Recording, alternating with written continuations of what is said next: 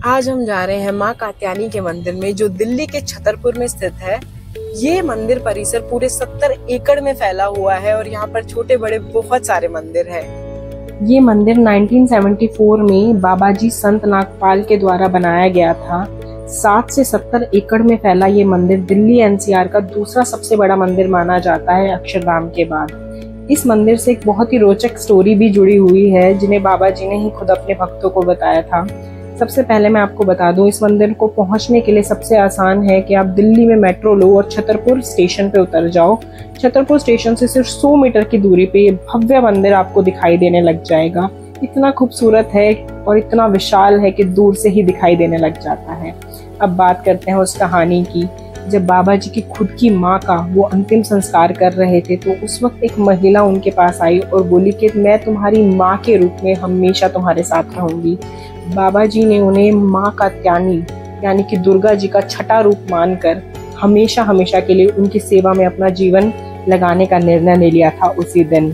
और उसके बाद इस मंदिर की शुरुआत हुई। शुरुआत में सिर्फ एक छोटी सी कुटिया में था और देखते ही देखते ये विशाल 70 एकड़ में फैला हुआ मंदिर बन गया, जिसमें छोटे बड़े 20 मंदिर शामिल हैं। यहाँ पूरे साल निःशुल्क पार्किंग सेवा भी उपलब्ध कराई जाती है और मंदिर परिसर के द्वारा एक धर्मशाला भी स्थापित करी गई है, जिस धर्मशाला की बुकिंग के लिए आप केवल ऑनलाइन ही बुक कर सकते हैं, वो भी yatradham.org से। ऑफलाइन यहाँ कोई बुकिंग एक्सेप्टेबल नहीं है, सिर्फ और सिर्फ ऑनलाइन ही करी जाती है, जिसकी डिस्क्रिप्शन में मैं सारी डिटेल्स दे दूंगी। एसी नॉन एसी सब तरह के रूम्स यहाँ पर आपको मिल जाएंगे। माता रानी का ये भव्य मंदिर नव दुर्गा के छठे रूप को समर्पित है, जिसे हम माँ कात्यायनी के नाम से भी जानते हैं। ये मंदिर मार्बल से बनाया गया है और इसका जाली वर्क नॉर्थ इंडियन और साउथ इंडियन दोनों ही स्टाइल को रिप्रेजेंट करता है और ये बहुत ही खूबसूरत मंदिर है। यहाँ पर एक अनोखी चीज भी हुई, जो मैं आपको वीडियो के बीच में जरूर बताऊंगी। उससे पहले मैं आपको बताती हूँ, ये पीपल का पेड़ मन्नत को पूरी करने के लिए बहुत प्रसिद्ध है। दूर दूर से लोग यहाँ पर आते हैं और चुनरी बांधकर, नारियल चढ़ाकर अपनी मन्नत मांगते हैं और माना जाता है कि उनकी मन्नत जरूर पूरी होती है। और जब पूरी होती है तो वो दोबारा से दर्शन करने आते हैं चुनरी खोलने के लिए। ऐसी एक मन्नत मैंने भी मांगी थी, बल्कि 2 मन्नत मांगी थी, जो मेरी भी पूरी हुई।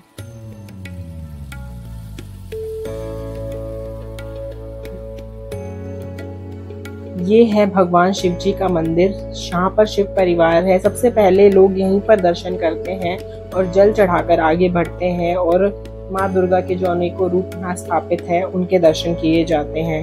यहाँ पर एक अनोखी चीज हुई हमारे साथ। माता रानी का यहाँ पर एक शयन कक्ष है, जिसके अंदर चांदी का पूरा बेडरूम है, चांदी का मिरर है, चांदी की बहुत सारी चीजें रखी गई हैं माता रानी के लिए।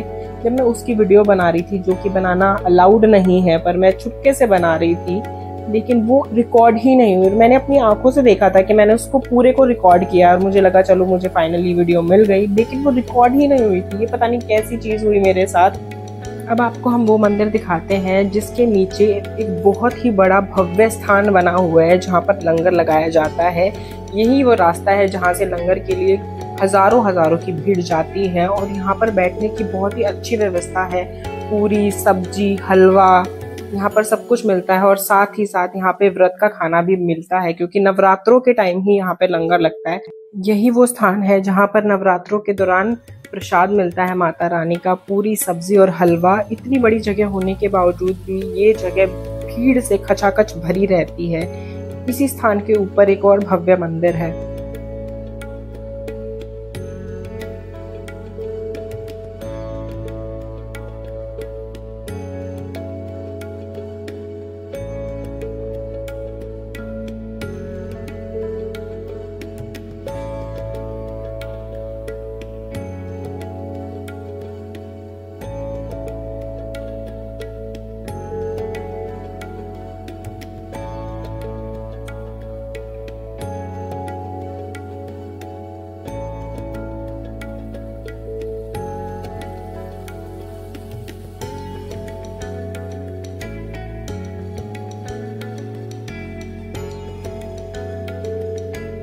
एक भव्य मंदिर ये भी है, जहाँ पर माता रानी के 9 रूपों के साथ साथ संत नागपाल जी की समाधि स्थल को भी बनाया गया है। ये भी इतना खूबसूरत मंदिर है और इसी मंदिर के बगल में एक बहुत ही भव्य और विशालकाय हनुमान जी की मूर्ति बनाई गई है, जहां पर लेजर शो भी होता है।